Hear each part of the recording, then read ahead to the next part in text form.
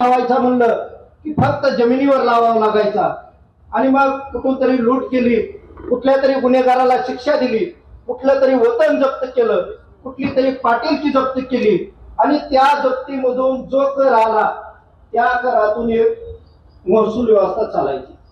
आणि मग आदिलशाह मुघलांच्या काळात काय व्हायचं, मोगलांचे 50 कर होते, रयतेवर 50 कर मोगलांचे होते, 26 कर कुतुबशहाचे होते, निजाम आदिलशहाचे 32 कर होते. आता हे कर होते कसले आणि त्याचा जाच रयतेला लोकांना का वाटायचा, तर तोरणपट्टी मरणपट्टी एक नावाचा संदर्भ सापडतो आदिलशाह प्रमाणे. तोरणपट्टी म्हणजे काय, कुणाच्या तरी घरी लग्न आहे आणि त्यानं दाराला जर तोरण बांधलं तर त्या तोरण बांधाला आदिलशहाला मोगलाला कोण आलं याच्याशी काय घेणं देणं नव्हतं. आणि मग त्यांचे काय कर आहेत जे मी लिहून आणलेले आहेत, कारण ते आता शब्द जरी लक्षात ठेवला तरी त्याचा अर्थ लक्षात राहिला नसता. पायपोशी काय, राज्याचा प्रमुख जर कोणी असेल त्या भागातला प्रमुख तर त्याला दिलेली देणगी म्हणजे सुद्धा कर. त्याच्यानंतर पैदागिरी हा एक कर होता. कर काय होता, तर नियम बाह्य वसूल केलेली रक्कम म्हणजे सरकारच्या नियमात बसत नाही, मोगलांच्या आदिलशहाच्या निजामाच्या नियमात बसत नाही, पण पाटलाला वाटलं की ही वसूल करायची आणि ती वसूल केल्यानंतर मोगलाला निजामशाहाला जर निघून दिली तर ती नियम बाह्य रक्कम सुद्धा कर म्हणून स्वीकारली जायची. त्याच्यानंतर फसकी, आता सांगितलेलं मी, शेतकरी विकायला निघाला, सरकारला वाटलं की हा माल आपल्याला घ्यायचा आहे, तो कर म्हणून सुरू लागायचा. बरदास्त कर येत होता. बरदास्त कर काय होता की शेतामध्ये समजा झाडाला आंबे लागलेले, मोगलांचं सैन्य तिथून चाललंय आणि त्या सैन्यानं त्या आंब्यावरचे झाडावरचे आंबे जर काढून घेतले तर ते शेतकऱ्याला ते बरदास्त करायचं आणि तो आपण कर दिलाय असं समजून तो कर शासन जमा झाला असं समजून गप असायचं. त्याच्यानंतर बेलेकती नावाचा एक कर होता. हा कर काय होता, तुमच्या शेतात गहू काढायला आला आणि गहू काढायला आलाय म्हणून तुम्हाला समजलं तिथल्या पाटलाला की त्या पाटलाने त्या शेतकऱ्याकडे यायचं आणि तुझं पीक कापणीला आलंय म्हणून कापणीचा कर घेतला जायचा.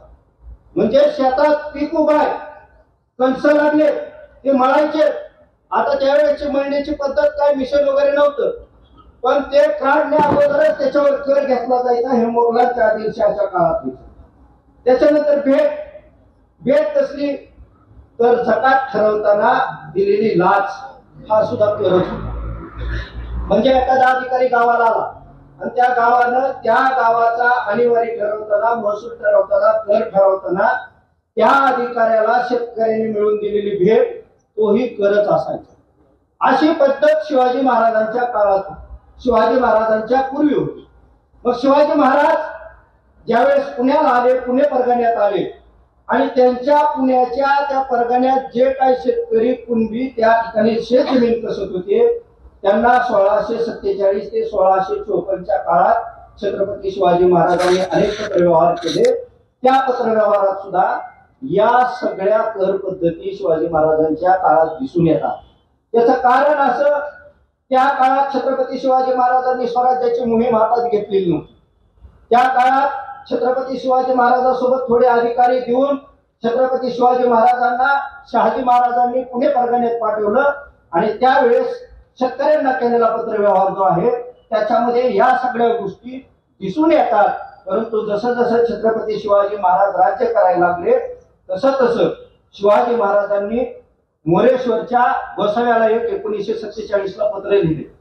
त्या पत्रात छत्रपती शिवाजी महाराज काय म्हणतात, म्हणजे छत्रपती शिवाजी महाराजांचं वय वर्ष 17व्या वर्षी त्या मोरेश्वर गोसाव्याला लिहिलेल्या पत्रात छत्रपती शिवाजी महाराज म्हणतात, कोरडवाहू जमिनीतून महसूल मिळत नाही तर तुम्ही जो शासनाला कर देताय त्या करातून तुमच्या जमिनीमध्ये विहिरी घ्या आणि त्या विहिरीच्या पाण्यातून फळाची, भाज्यांची, पालेभाज्यांची, फुलांची बागायती शेती करा, ज्याच्यातून तुम्हालाही उत्पन्न मिळेल आणि सरकारालाही कर मिळेल.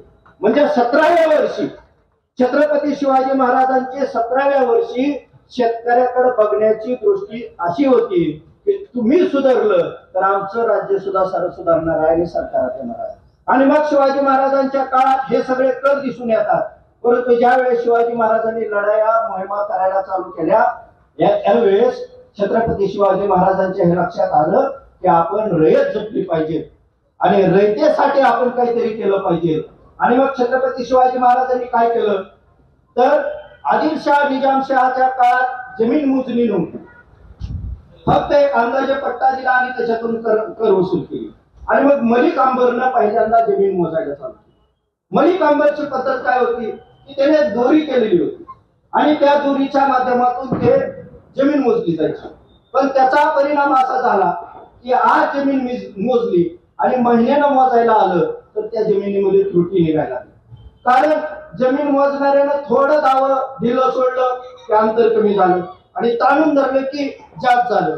आणि मग मलिक अंबरनं जमीन मोजली आणि मग छत्रपती शिवाजी महाराजांनी त्यांच्या अधिकाऱ्यांना सांगितलं की आपल्याला जमीन मोजायची. स्वराज्यात असणाऱ्या प्रत्येक परगणेतली जमीन मोजायची.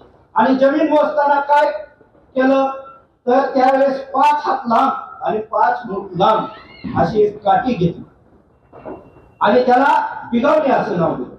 आणि मग ती बिगावणी मोजण्याचं जे साधन होतं ती बिगावणी किती तर औरस चौरस 20 काट्या मोजलं की 1 बिघा झाला. आणि असे 120 बिघे मिळून 1 चावर झालं. आता आपण त्याला वावर म्हणतो. आमच्या वावरात आला पण त्यावेळेस ते वावराचं सुद्धा मोजमाप होतं. 120 बिघे औरस चौरस मोजले की 1 चावर व्हायचा. आणि मग शिवाजी महाराजांनी काय केलं एका शेतकऱ्याची जमीन मोजून दिली की त्याला हद्दी पुण्या निश्चित करून दिला. छत्रपती शिवाजी महाराजांनी हद्द पुणे निश्चित करून देताना छत्रपती शिवाजी महाराजांनी हद्दी पुण्या कायम करून देताना फक्त हद्दी पुण्या कायम केलं नाही तर अधिकाऱ्यांना सूचना दिल्या की त्या जमिनीचे भाग पाडा. काय भाग पाडा तर चावरानी नावाचा एक भाग पाडला. चावरानी म्हणजे काय सीमा निश्चित करणे. बिगावणी एक केली म्हणजे नकाशा तयार करा. एखाद्या शेतकऱ्याला जमीन मोजून दिली की त्याचा नकाशा तयार करा आणि त्याची शकबंदी करा. शकबंदी म्हणजे काय तुम्ही एखाद्या शेतकऱ्याला जमीन मोजून दिली की त्या जमिनीची प्रत ठेवा. ते शासनाला कळवा किती जमीन कोरडवाहू आहे बागायती आहे कसण्यास योग्य आहे की नाही. या सगळ्या गोष्टी सरकारला कळाल्या पाहिजे म्हणजे राजाला कळाल्या पाहिजे अधिकाऱ्याला कळायला पाहिजे सदैवर कळायला पाहिजे. हे शिवाजी महाराजांनी केलं. त्याचा फायदा काय झाला तर शिवाजी महाराजांना लक्षात आलं की माझ्या रयतेमध्ये माझ्या स्वराज्यामध्ये कसण्यायोग्य जमीन किती आहे आणि कसण्यायोग्य जमीन किती नाही. कसण्यायोग्य जमिनीत जिरायत जमीन किती आहे बागायत जमीन किती आहे आणि उत्कृष्ट जमीन किती आहे मध्यम स्वरूपाची जमीन किती आहे निकृष्ट स्वरूपाची जमीन किती आहे हे शिवाजी महाराजांना या सगळ्या गोष्टीवर लक्षात आलं. आणि शिवाजी महाराज यांना खात्री होती मोगलांच्या आदिलशहाच्या काळात काय व्हायचं शेतकरी शेत सोडून पळून जायचे पाटील पळून जायचे आणि त्यावेळेस असं व्हायचं. आणि पण छत्रपती शिवाजी महाराजांच्या एक लक्षात आलं की माझ्या राज्यातून माझ्या रयतेतून कुठलाही शेतकरी पळून जाणार नाही. म्हणून छत्रपती शिवाजी महाराजांनी दत्तोजी पंतांना कुळधाडा करायला लावला. कुळधाडा म्हणजे काय तर शेतकऱ्यांची यादी बनवा. किती शेत आहे आणि अशा शेतकऱ्यांची यादी बनवा.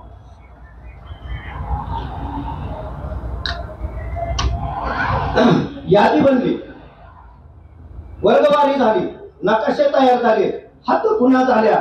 पण मोगलांचे 50 कर आदिलशहाचे 32 कर कुतुबशहाचे 26 कर. आणि शिवाजी महाराजांनी त्यांच्या अधिकाऱ्याला सांगितलं की आपल्या रयतेला फक्त एकच कर असेल आणि तो कर असा असेल की शेतकऱ्यांना जर 5 कोटी माल झाला तर 3 कोटी शेतकऱ्याचा आणि 2 कोटी स्वराज्याचा असेल. याच्या व्यतिरिक्त कसलाही कर शेतकऱ्याकडून आकारायचा नाही. छत्रपती शिवाजीच्या महाराजांच्या काळात मोहिमेचा खर्च तोरण खर्च गडपड बांधला त्याचा खर्च लढाया झाल्या त्याचा खर्च स्वराज्याच्या अधिकाऱ्याला खर्च असलं सगळं बंद झालं. या उलट 5 तकसीमा केल्या 5 तक्षशिलेमधल्या 2 तक्षशिला ह्या स्वराज्यात. आणि छत्रपती शिवाजी महाराजांनी सांगितलं की आपल्या अधिकाऱ्याच्या पगारी सुद्धा या 2 तक्षशिल्यामधूनच होणार. छत्रपती शिवाजी महाराजांनी पाटील की मुडीत काढली नाही, देशमुखी मुडीत काढली नाही, कुलकर्णी पद मुडीत काढलं नाही, पण छत्रपती शिवाजी महाराजांनी सांगितलं की ज्या 2 तक्षशिमा आपण घेतोय त्याच्यातून या पाटलांना, देशमुखांना, देशपांड्यांना, कुलकर्ण्यांना एक ठराविक रक्कम ठरवून द्या, त्याचं ते वतन मुडीत काढू नका, असं छत्रपती शिवाजी महाराजांनी सांगितलं. शिवाजी महाराजांच्या काळात फक्त रयतेकडून एकदाच कर घ्यायचा आणि मग याचा कर घेतल्यानंतर समजा सैन्य जर चाललं हजाराच्या संख्येत आणि सैन्याला जर आंबे दिसले, सैन्याला जर भाजीपाला दिसला, सैन्याला जर गवत दिसलं तर काय करायचं? अशा पद्धतीत छत्रपती शिवाजी महाराज काय सांगतात? छत्रपती शिवाजी महाराजांनी दाभोळला एक पत्र लिहिलं. 19 मे 1673 दाभोळच्या हवालदाराला, वतनदाराला, सैन्याला पत्र लिहिलेलं आहे.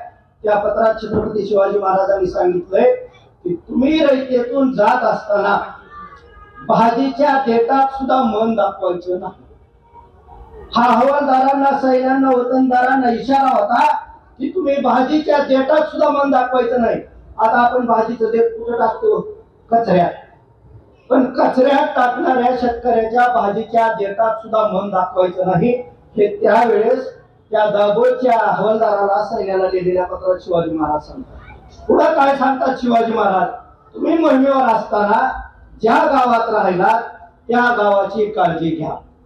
तुम्ही त्या ठिकाणी स्वयंपाकासाठी चूल पेटवाल, रंधनाळे पेटवाल, कुणी तंबाखू जाळण्यासाठी आग घेईल, कुणी शेकोटी करेल.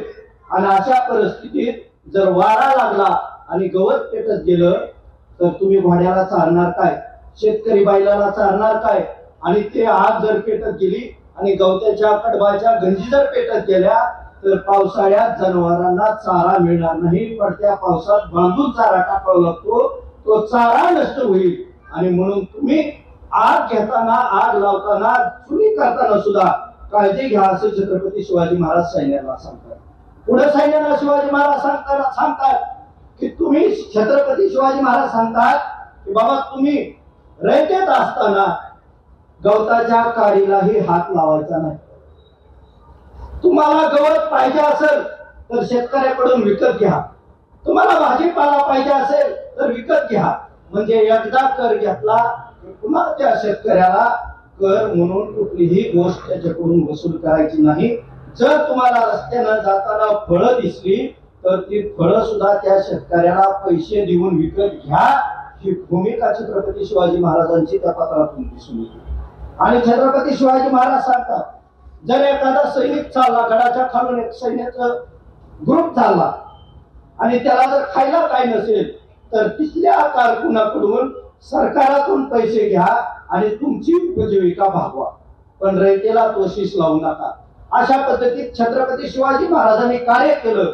म्हणून एक आख्यायिका आपल्याला ऐकायला मिळते की छत्रपती शिवाजी महाराज बांधावरून जात असताना नासधूस होते, तरी सुद्धा रयतेच्या प्रती काय प्रेम आहे बघायला जाताना छत्रपती शिवाजी महाराज जात असताना एका मुलानं त्यांना अडवलं आणि त्याने सांगितलं, खबरदार जर टाच मारून याला पुढे चिंधड्या उडवीन राही राही. हे प्रेम रयतेच्या मनात राजाविषयी निर्माण झालेला जगातला पहिला राजा म्हणजे छत्रपती शिवाजी महाराज. आणि त्यानंतर छत्रपती शिवाजी महाराजांनी आणखी काय केलं? आता कर वसूल करायचा, भरपूर कर मिळाला पाहिजे, शासनात पैसा भरपूर आला पाहिजे. आणि मग काय करायचं?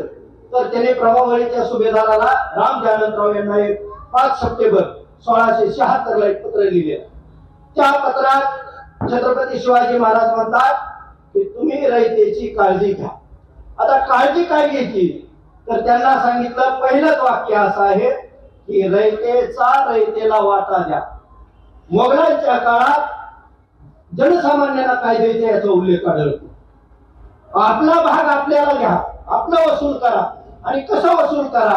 तर आदिलशहा फरमानामध्ये, मोगलामध्ये अनेक संदर्भ असं सापडतात की शेतकऱ्यांनी कर दिला नाही म्हणून त्याची शेती जप्त केली, शेती जप्त केली नाही तर मुलाबायकांना बटीक म्हणून ठेवलं, त्यांची खरेदी विक्री केली आणि गुलाम म्हणून ठेवलं. म्हणजे एखाद्या शेतकऱ्याकडून शेत सारा जर नाही आला तर त्याची जमीन जप्त करायची, त्याचं घर जप्त करायची, त्याची बायको लिस्ट ठेवायची, आणि जर कर येतच नाही असं वाटलं तर त्याची बायको बाजारात नेऊन विकायची. हा मोगलांचा आदिलशहाचा हा होता. परंतु छत्रपती शिवाजी महाराज काय सांगतात, आपल्याला जर कर जास्त मिळायचा असेल तर रामजी आनंदरावांना पत्रात कळवतात की आपल्याकडे 54 सुबे आहेत. हा रामजी आनंदराव हा सुभेदार, आपल्याकडे 54 सुबे आहेत. आपल्याला कर वाढला पाहिजे, सरकारात पैसा आला पाहिजे. त्याच्यासाठी काय करा, माणसांची पारख करा. एखाद्या कुटुंबाला जर जमीन कसण्यासाठी नसेल तर त्याला जमीन द्या. जमीन दिल्यानंतर त्याच्याकडे बैल बारदाना नसेल त्याला बैल बारदाना द्या, बियाणं द्या.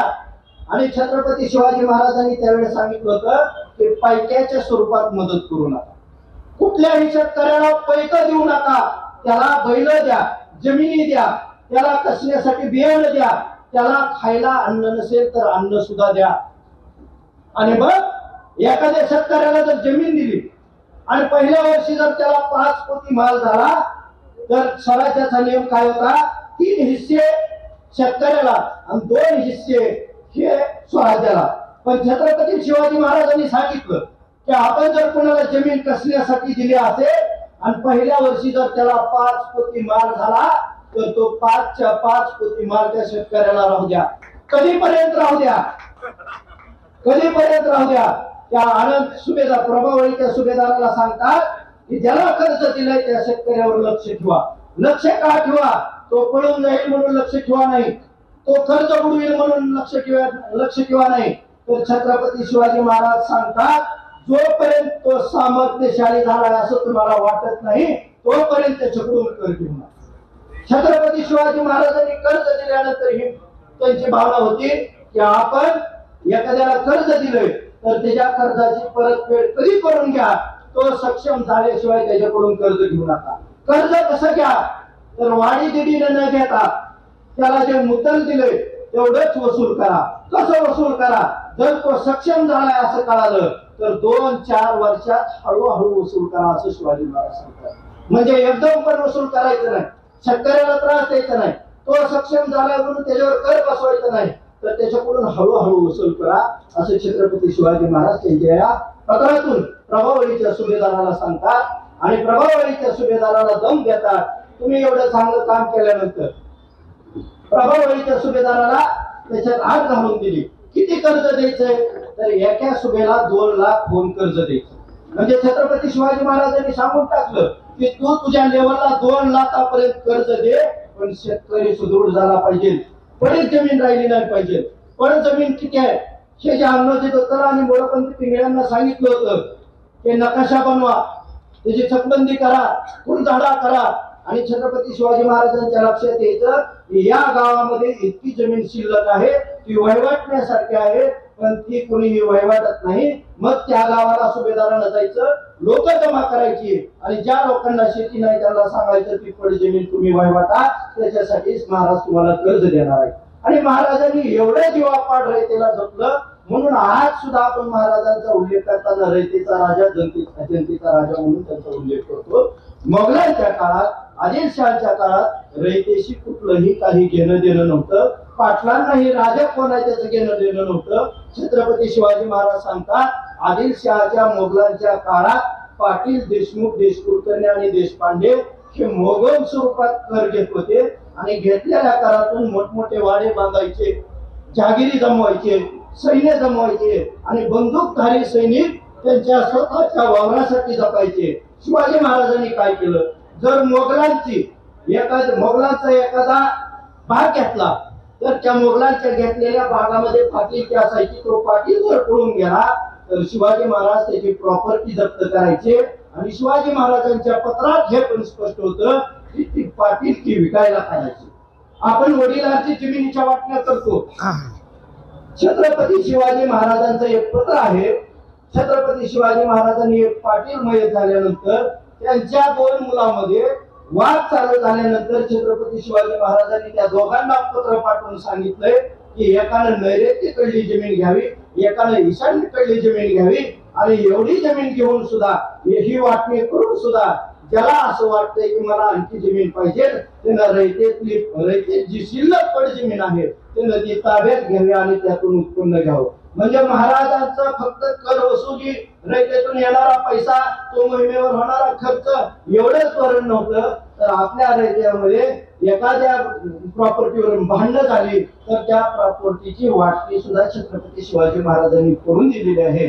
पाटीलकी विकणे, पाटीलकी विकत घेणे हा काळ सुद्धा छत्रपती शिवाजी महाराजांच्या काळात झालेला आहे. आणि म्हणून आलमगीर नाम्यामध्ये ज्यावेळेस जयसिंग आले या ठिकाणी लढायला, मिर्झा राजे जयसिंग, त्यावेळेस निकोलस मुनुची नावाचा एक लेखक होता औरंगजेबाचा, जो तत्कालीन लेखक आहे, त्यानं आलमगीर मध्ये असं लिहून ठेवलंय की ज्या वेळेस कुतुबुद्दीन शाह ही खेडीपाडी जाळत होता त्यावेळेस प्रत्येक खेड्यात त्या गावातले शेतकरी, बाया, पोरं उंच डोंगरावर जाऊन दगड, गोटे, कुऱ्हाडी घेऊन थांबायचे आणि हे राज्य आमचं आहे, हा राजा आमचे आहे, ही माते आमची आहे म्हणून कुतुबुद्दीन शाह सोबत सामान्य माणसं लढलेल्याचा उल्लेख निकोलस मुनुची करतो.